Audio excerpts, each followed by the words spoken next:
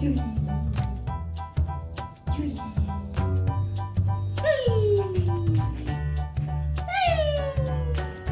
Hello everybody, welcome to my YouTube channel mom Shaurya. मैं हूँ आपके साथ निहारिका महेश्वरी और आज का टॉपिक बहुत ज्यादा जरूरी है भाई, क्योंकि मुझे भी बोला गया, आप लोगों को भी बोला गया होगा जब बच्चा आपका पैदा होगा कि बच्चा बहुत रोता है। क्या ऐसा है? Why is your baby crying? बच्चा क्यों आपका रो रहा है? You need to understand it. बच्चा रो क्यों रहा है? ये हर घर की कहानी है। हर कोई मम्मी को कह देता है कि आपका बच्चा रो रहा है, लेकिन वो क्यों रो रहा है उस चीज को हम समझें, वो ज्यादा जरूरी है और उसका सोल्यूशन निकालें। सो इन टुडेज वीडियो अपने दर्शकों को ये बताना काफी जरूरी है कि जो बच्चे होते हैं ना, वो क्राइम ट्रांसलेटर के साथ नहीं आते हैं। ये उन लोगों को समझना जरूरी है जो माओ को लगातार बोलते रहते हैं या उन्हें परेशान करके रख देते हैं कि बच्चा रो रहा है, कुछ तुमने कर दिया होगा, तुम्हें कुछ नहीं आता। Your babies does not come with a crime translator. बच्चे को संभालना, बच्चे के रोने के पैटर्न को समझना, उसकी क्राई को डिकोड करना एक पेशेंस भरा काम है और उसके लिए काफी पेशेंस की जरूरत है और इसके साथ साथ पीस की भी बहुत जरूरत है। तब आप अपने बच्चे को समझ पाएंगे कि वो रो क्यों रहा है। उसकी क्राइम का भी क्लासिफिकेशन है कि कैसी इंटेंसिटी में वो रो रहा है, किस पिच में रो रहा है और किन किन चीजों के कारण रो रहा है, वो अपने दर्शकों को मैं बता दूंगी। लेकिन उससे पहले सबसे पहला टिप बता दे, बताए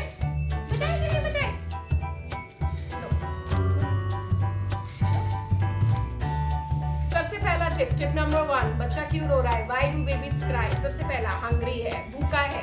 बच्चा भूखा है, बहुत तेज बच्चा पहले धीरे धीरे आंख मिचलाना शुरू करेगा, फिर धीरे धीरे अपनी माँ को बोलना, कुछ अपनी बैबल करना शुरू करेगा, लेकिन एक्सट्रीम हो जाएगा जब ज्यादा फीडिंग के बीच में गैप है। मैं इन्फेंट की बात कर रही हूँ। जब ज्यादा फीडिंग के बीच में गैप है तो आप समझिए कि बच्चा रो रहा है क्योंकि उसको भूख लगी है। ये एक जनरल जाहिर सी बात है कि पहला पॉइंट यही है कि बच्चे को भूख लगी होगी।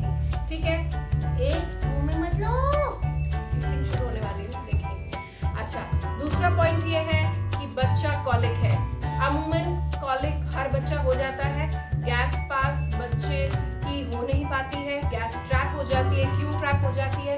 क्योंकि जो फीडिंग बॉटल्स का वो इस्तेमाल करता है, कभी कभी हम लोग जल्दीबाजी में एंटी कॉलिक फीडिंग बॉटल्स नहीं लेते।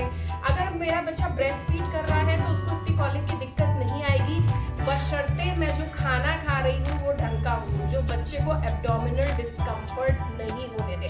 ऐसा खाना अगर मैं खा रही हूँ तो बच्चा कॉलिक नहीं होगा। बच्चा कॉलिक होगा तब जब वो फॉर्मूला मिल्क पर होगा, और फॉर्मूला मिल्क पीने के लिए जो बोतल जल्दबाजी में वो जो पिएगा और हम उसमें वैक्यूम नहीं बनाएंगे, तो ये ऑब्वियस सी चीज है, ये होना ही होना है कि बच्चे के पेट में कुछ ना कुछ गैस ट्रैप हो जाती है जिसको निकलने में टाइम लगता है, तो बच्चा कॉलिकी हो जाता है। तो उसके लिए ब्रेस्ट फीड कर रहे हैं तो हम बच्चे को बर्प करें, ब्रेस्ट फीड नहीं कर रहे, बॉटल पिला रहे हैं तो थोड़ी देर बच्चे को लेटाए नहीं, स्टेबल अपने पास छाती से लगा ले, अपने सीधी पोजीशन में रखें, उसको लेके टहल ले। और इसके साथ साथ अगर पेडियाट्रिशियन बोलते हैं तो आपको उसको कॉलिकेट दे दीजिए। कुछ लोग हींग का पानी लगा देते हैं, कुछ लोग ऐसे एक्सरसाइज कर देते हैं, ऐसे एक्सरसाइज कर देते हैं तो बच्चे की जो गैस ट्रैप्ड है वो निकल आती है। तीसरा पॉइंट है ये भाई साहब का डाइपर चेक करना होता है। डाइपर जब भर जाए, उसने डाइपर में पॉटी कर दी हो, कोई रैश हो गया हो, या किसी भी बच्चे का जो पेरिनियल एरिया है वो लाल हो गया हो, तो बच्चा बहुत तेज रोता है क्योंकि उसको बहुत डिस्कम्फर्ट होता है। इसीलिए मैं इस चीज के अगेंस्ट हूँ कि ज्यादा से ज्यादा डाइपर तब जब लॉन्गर ड्यूरेशन के लिए हम बाहर जा रहे हो, जब हम लॉन्गर ड्यूरेशन के लिए बाहर जा रहे हो तभी हमें उसको डाइपर पहनाना है। वैसे लंगोट जो कॉटन की अच्छे कपड़े की जो लंगोट है, या जो अभी बॉटम वाले डाइपर आए हैं, कपड़े वाले कॉटन बॉटम्स जो आए हैं, दैट इज वेरी गुड, उसका इस्तेमाल करें। सो डाइपर चेक करना जरूर याद रखिए कि आपको डाइपर चेक करना ही करना है ना। जो शौर्य तो सिग्नल्स दे देता है। अच्छा, फोर्थ इज स्लीपी। शौर्य को नींद भी आ रही है, शौर्य इरिटेट भी हो रहा है, तो शौर्य बहुत तेज चीख मारेगा, नींद ना आई है उसको। तो स्लीपिंग पैटर्न को समझने की बच्चे की बहुत जरूरी है, क्योंकि बच्चा धीरे धीरे जैसे ग्रो करता है, उसका ब्रेन डेवलप करता है, तो वो बहुत ज्यादा उसका स्लीप का रूटीन भी चेंज होता है। बच्चे को ये नहीं पता डे क्या है नाइट क्या है, वो तो हमें बताना पड़ेगा। डे को हम डे के समय में बच्चे के साथ हमें बहुत ज़्यादा जो है एक्टिविटीज़ करनी होगी। वैसे ही नाइट के समय में माहौल को पूरी तरीके से शांत रखना होगा। डे और नाइट को बच्चे को समझाना होगा। बच्चे को जब नींद आ रही होती है तो वो अपनी आँख मिचलाता है, कान पकड़ता है, इरिटेट होता है, बहुत तेज चिल्लाता है, और अगर उसकी नींद पूरी नहीं हो तो वो और तेज चिल्लाता है। तो बच्चे की स्लीप एक बहुत बड़ा इशू है, जिसके कारण बच्चा रोता है। बच्चे को सोने प्रॉपर आराम वाली नींद, सिर्फ 15 मिनट 20 मिनट आधे घंटे वाली नहीं, एक ऐसी नींद जहाँ पर उसका एनवायरनमेंट काम और रिलैक्सिंग हो, बहुत ज़्यादा आवाज़ें नहीं हो। दिन में आपको जितनी आवाज़ें करनी है, जितना शोर मचाना है, म्यूज़िक करना है, दरवाजे पूरी तरीके से आपको कुछ घरों में ऐसे होता है कि तेज आवाज़ें हो रही हैं, दैट्स ओके। दिन में इट्स ओके, बट रात को बच्चे को काम और रिलैक्सिंग एनवायरनमेंट दीजिए। डे और नाइट का रूटीन बच्चे का एस्टैब्लिश होना चाहिए। चौथा सबसे बड़ा पॉइंट है, क्या है बता दो ना। चौथा पॉइंट है अनकंफर्टेबल क्लोथिंग। बच्चे को हम शो ऑफ के लिए खासतौर पर गर्ल चाइल्ड्स को बैंड्स पहना देंगे, चटक मटक चीज़ें पहना देंगे, जैजी ड्रेसेस पहना देंगे, लेकिन प्लीज़ आप बच्चे से पूछिए, उसको नरम आरामदायक कपड़ों की सबसे ज़्यादा ज़रूरत है।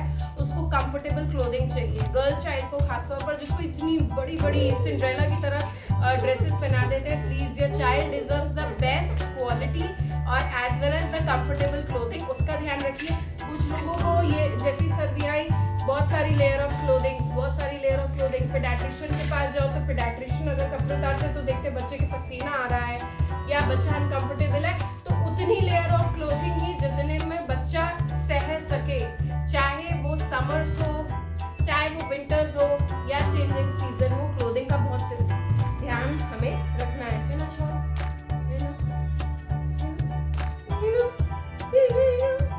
अच्छा ठीक है। दूसरा, बच्चे को किसी तरीके का इन्फेक्शन तो नहीं हुआ है, बच्चा बुखार में तो नहीं है, बच्चा इल तो नहीं है, या आपने बच्चे का वीनिंग फूड शुरू कर दिया है, बच्चे को खाना आपने देना शुरू कर दिया है, तो किसी तरीके की कोई फूड एलर्जी तो बच्चे को नहीं हुई है, ये आपको चेक करना पड़ेगा। बच्चा सिग्नल्स देता है, बता नहीं सकता है, ये आपको चेक करना पड़ेगा कि जो नया फूड आप इनकॉर्पोरेट कर रहे हैं वो बच्चे के पेटू को कितना समझ में आया, कितना पसंद आया। फिर देखनी होगी कि जो चेंजिंग सीजन है उसमें कोई इंसेक्ट बाइट, कोई मस्कीटो बाइट, या बच्चे को अमूमन ट्रेडिशनल इंडियन फैमिलीज में गले में लॉकेट कुछ पहनाते हैं, तो वो कहीं पर अंडर आर्म्स के अंदर तो नहीं चला गया, वो कहीं चुभ तो नहीं रहा है, तो बच्चा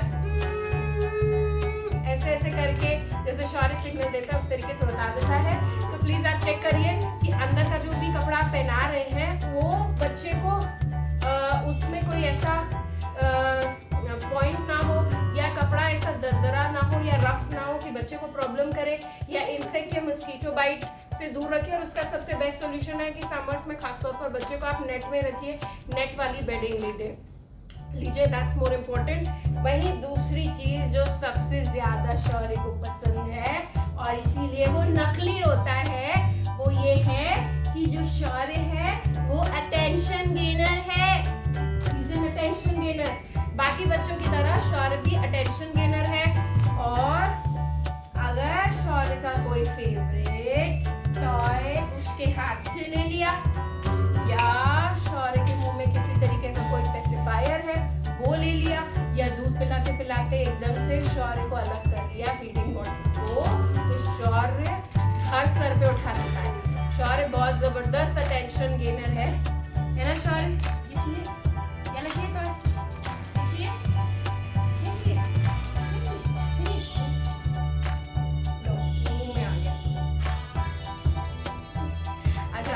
एक पॉइंट और है, अटेंशन गेनर तो बच्चे सब होते हैं, टॉडलर से लेकर एक जो चाइल्ड है वो अटेंशन गेनर होते हैं, लेकिन यू हैव टू अंडरस्टैंड कब अटेंशन देना है, कब अटेंशन नहीं देना है। Don't make a child use to yourself, और चाइल्ड को अपना एडवांटेज उठाने मत दीजिए, that is what I think. ना दूसरी चीज जो सबसे बड़ी, जो ज्यादातर इंडियन बच्चों में या कहीं पे भी बच्चों में देखी जाती है, वो सेपरेशन एंजाइटी है। मम्मी दूर गई, शौर्य रो रहा है, शौर्य का फेवरेट टॉय दूर गया, शौर्य रो रहा है, तो उसको सेपरेशन एंजाइटी है, उसको गोदी गोदी चाहिए, गोदी गोदी चाहिए, गोदी गोदी चाहिए, चाहिए कि नहीं चाहिए? खड़े होकर दिखा, ये खड़े हो, ये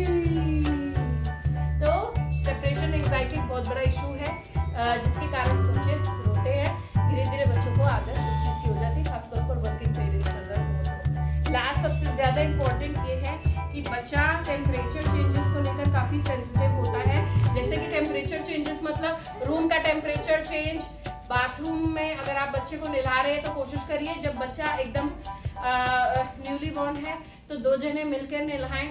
बच्चा को ज्यादा ठंडा पानी, ज्यादा गर्म पानी, यू नीड टू चेक कि बच्चे का जो बॉडी है किस तरीके का टेम्परेचर ले रही है। और इसके साथ साथ जो सीजनल टेम्परेचर चेंजेस है उसको लेकर बच्चा बहुत ज्यादा सेंसिटिव होता है, तो इसके कारण बच्चा रोता है। ये जो पूरी वीडियो मैंने बनाई है अपने एक्सपीरियंस के आउट ऑफ या अपनी बाकी जो एसोसिएट्स उनसे बात करने के बाद, पेडियाट्रिशियन से बात करने के बाद आपको किसी तरीके की दिक्कत नहीं होगी और आपका बच्चा काम रहेगा, कंपोज रहेगा। प्लीज लाइक ये शौर्य का ये जो क्राइंग है ना, ये जो नकली वाला क्राइंग है, ये नकली वाला क्राइंग अटेंशन गेन के लिए है क्योंकि उसको नींद आ रही है। Please like, subscribe and share the channel. मैं प्रे करती हूँ, विनती करती हूँ कि ऐसा कुछ ना हो कि आपका बच्चा जिंदगी में कभी भी रोए या उसको कुछ इस तरीके की कोई चीज ना हो। Happy motherhood, happy living, stay home, stay safe. Thank you, bye bye bye bye bye.